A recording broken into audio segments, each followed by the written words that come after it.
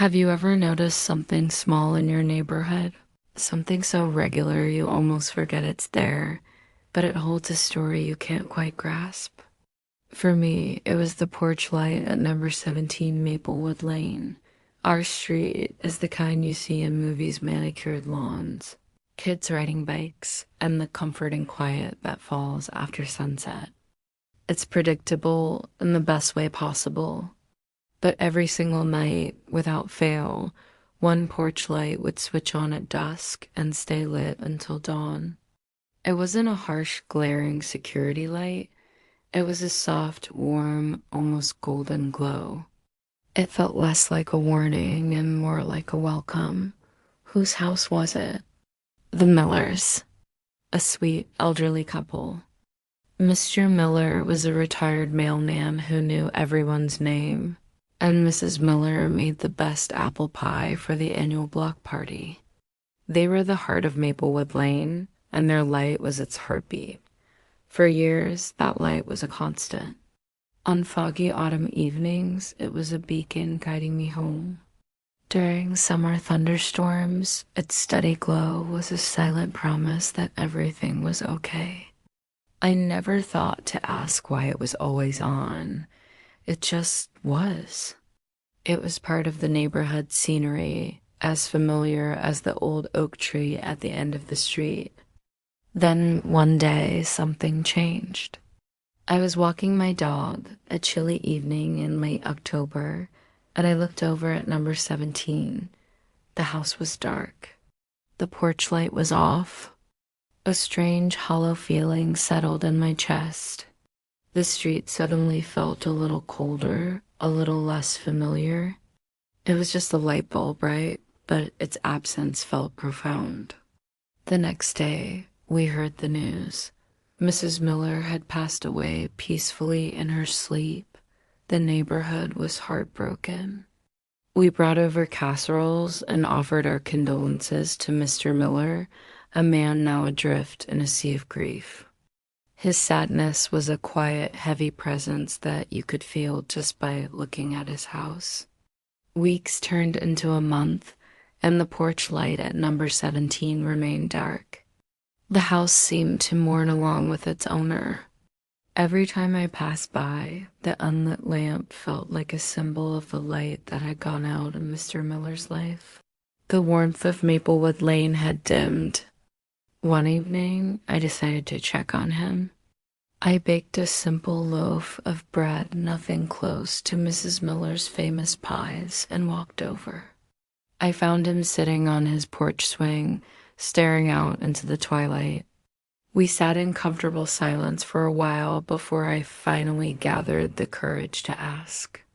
"Mr. Miller," I said gently, "I hope you don't mind me asking, but the porch light, you and Mrs. Miller always kept it on."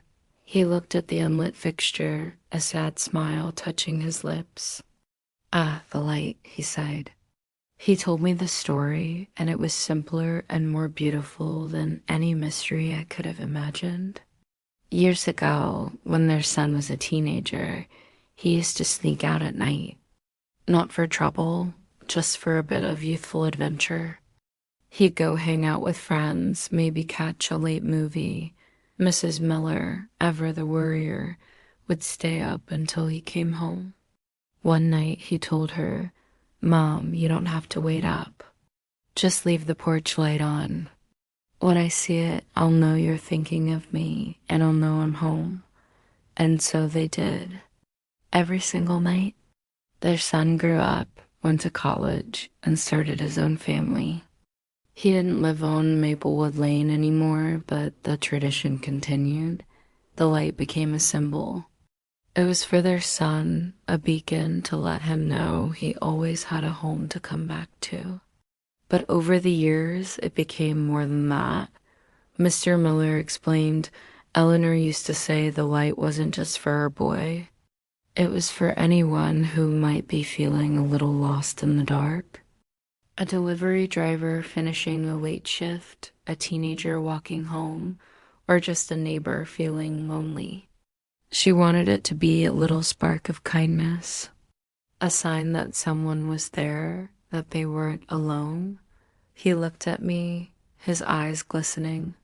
When she passed, I couldn't bring myself to turn it on. It felt wrong. It was her light, our light. Without her, the house just felt empty and the light felt meaningless. We talked for a long time that night. I told him how much that light had meant to me, how it was a landmark of comfort on our street. I wasn't the only one. Other neighbors felt it too. It was our North Star on Maplewood Lane. A few days later, as dusk began to settle, I looked over at number 17, and there it was, the soft, warm, golden glow.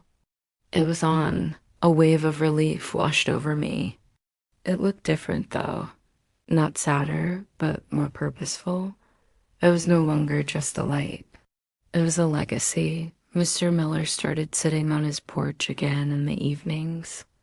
Sometimes alone, sometimes with neighbors who would stop by to chat. The porch light became a gathering spot. We'd share stories, laugh, and sometimes just sit in silence, bathed in its gentle glow. The light was a tribute to Mrs. Miller, a testament to her kindness. It was a promise that even when someone is gone, the light they bring to the world can continue to shine. The porch light at number 17 Maplewood Lane still glows every night. It's a reminder that sometimes the smallest gestures hold the biggest stories. It's a symbol of love, of memory, and of the quiet, enduring spirit of a community.